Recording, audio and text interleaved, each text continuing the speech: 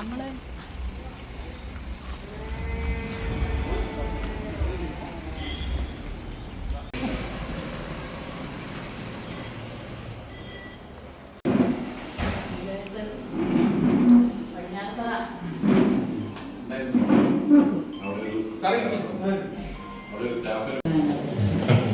സാറേ പടിഞ്ഞാത്തറയിലെ കുറെ അനുഭവങ്ങളൊക്കെ കൊണ്ടുവച്ച് അങ്ങനെ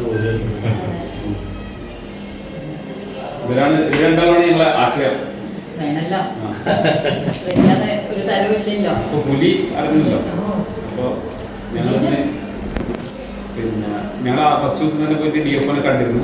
അപ്പൊ അതിന്റെ കുറെ കൂട് വെക്കണം കണ്ടോടനെ തന്നെ കൂട് വെക്കണം. പക്ഷെ അതിന് കുറെ പ്രൊസീജിയർ സംസാരിച്ചു. അപ്പൊ നമ്മൾ DFOനെ വിളിക്കാം.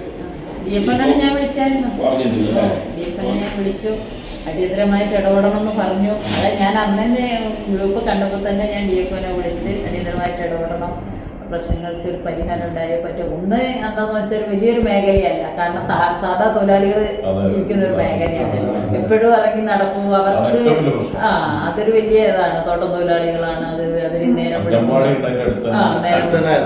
അതെ. പിന്നെ സ്കൂളിന്റെ അടുത്ത് തലേ ദിവസം ഞങ്ങള് ക്യാമ്പിംഗ് ഉദ്ഘാടനം ചെയ്ത് പോയതാണ് സ്കൂളിന്റെ വൈകുന്നേരത്തല്ലേ. NSSന്റെ ക്യാമ്പ് അടക്കി പിറ്റേ ദിവസം രാവിലെയാണ് പുലിനെ കാണുന്നത്. അപ്പൊ അതാണ്. അപ്പൊ അതൊരു അടിയന്തരമായിട്ട് ഇടപെടേണ്ടതുണ്ട്.